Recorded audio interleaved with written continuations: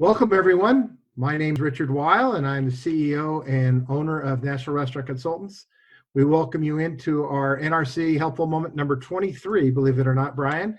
And again, we have the president of Top Line Management, Mr. Brian Devine, and CafeFuel with us. Also joining today, Lewis Weil with Berkshire Hathaway Real Estate Company. And our featured guest today is Elizabeth Hanauer. And she's going to be joining us in just a couple minutes. So I'd like to turn it first quickly over to Brian to talk about a quick helpful moment on marketing, and we'll get into the real estate side of things. So Brian? Yeah, thanks, Richard, and thanks everybody for joining us. Real quick, I want to make sure that you know that if you're looking for any way to just gain a little bit of momentum, get some extra revenue, Facebook, believe it or not, has put together a way for you to sell your gift cards directly through their system. And they've set it up for free. So I'll make sure that the link is here for you. So if you want to use that, if you don't already have a way to sell gift cards, give it a shot. And if there's anything that it can do at least to get some extra revenue, please take advantage of it. It's through Facebook, and they'll explain everything. So I'll make sure the link is there, and hopefully it helps. All right. That's it for me, though. Thanks.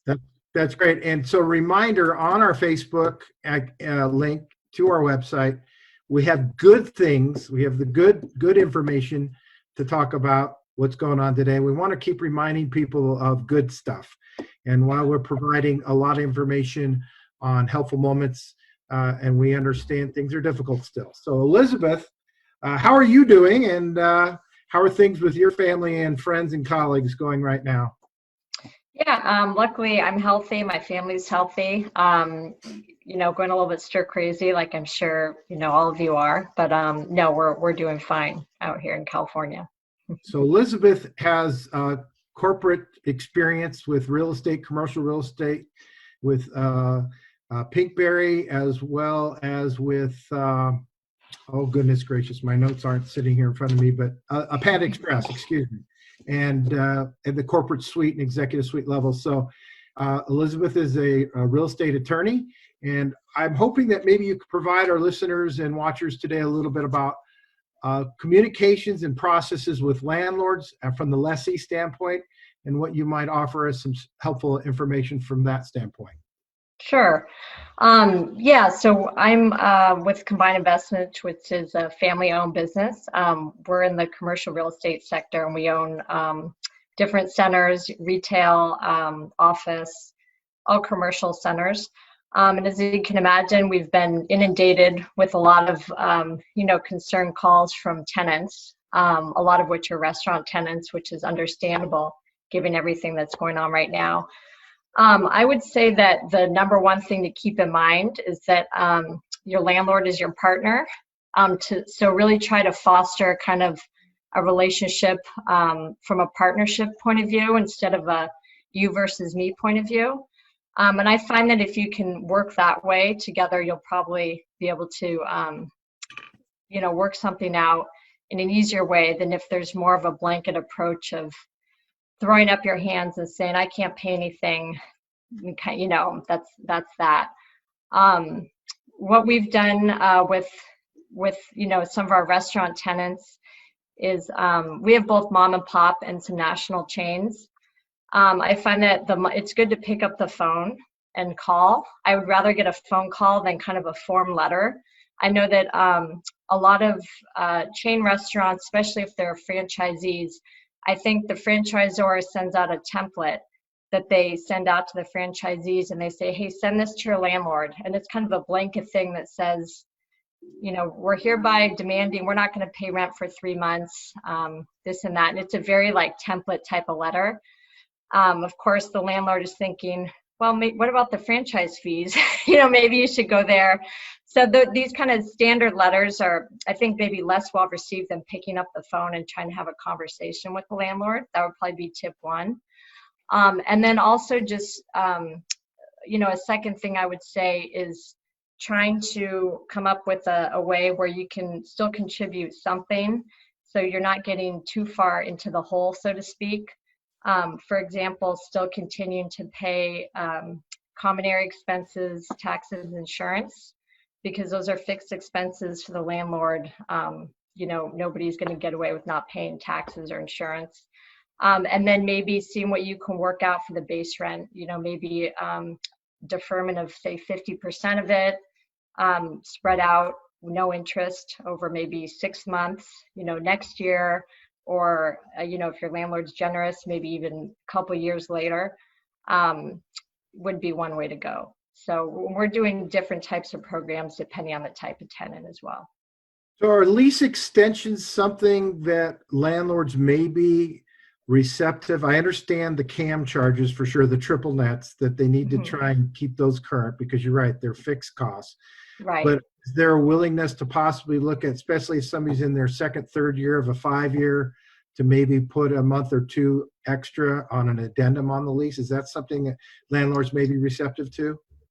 Yeah, that's something that we can do as well. Part of it also depends on what the landlord is able to work out, if anything, with their lender, if there's a lender in place. So remember that the landlords are also negotiating with lenders. And if you've got a lender that's a really large bank, they're not the fastest moving. It's almost like working with the government. So, the landlords right away, when you're getting calls from tenants saying, I can't pay rent, where the landlord is also calling the lender saying, help with our mortgage. And sometimes there's a lot of paperwork, and weeks can go by as well. We're not getting anything. So it's kind of like a trickle down. I mean, it is a trickle down effect, essentially. So, no rent, no money to the lender, then what happens? But yeah, lease extensions are something that, that can be helpful. But I think it's just really keeping in mind, just anything that can be paid is better than nothing. So, and, coming up with a way to work the best, thing out for both parties, obviously. Well, that's extremely helpful, Elizabeth. Thank you very much. Lewis, have you got anything else from the real estate side of things that you're hearing or talking about as well? Yeah, and I think some of it it tags into what Elizabeth is saying. It's a lot about a conversation, and even with a lot of the states are sending out their own requirements or actions of like no evictions and that kind of stuff, and it means differently across each state, but it doesn't. Each state's specifically saying it doesn't mean your debt or your lease or your obligations are forgiven. And so it really is a thing you have to kind of work with and work through, because to Elizabeth's point, it is a partnership between a tenant and a landlord, whether it's a commercial space or a residential space. And I mean, I think everyone's trying to react as best they can to try to offset and do what they can, whether it's refinancing and pulling different tools, but those tools can't be pulled that fast. And we're only 3-4 weeks into this thing, and everyone's kind of trying to think of different options and different creativity solutions. And it takes good business owners and good business relationships to find the right solves that can work together on this. That's a great point, Lewis. And Elizabeth, both of you, thank you for your information. And my last Sure. statement, we work, check in with some of your real estate professionals to help with understanding your leases and help negotiate and keep those partnerships moving. Yeah. And so we have the real estate partner here and Elizabeth from the legal standpoint, as well as being a landlord as well. So communication is the thing that I've heard the most here. Communicate. Don't just assume whap out a letter that's a form letter. Have a personal relationship with somebody. Get on the phone or get a personal email out and have those conversations. Yes, they're hard conversations, there's no doubt. And the PPP, which is exhausted on its numbers right now, but I think Congress and some folks will hopefully free up more money. But the PPP does allow money to be earmarked for your lease and your payments. So utilize these tips that we got both from Elizabeth and Lewis today. That's about it for now. I want to thank both Elizabeth and Lewis for joining us. Brian, anything else from your standpoint today? No, I think we're all hearing the same thing. Right. So whatever we can do to support you, please reach out. All right, this concludes our helpful moment. So bye for now. Thank you, everyone. Appreciate you being here. Thank you. Bye. Thanks, Richard. Bye. Thanks.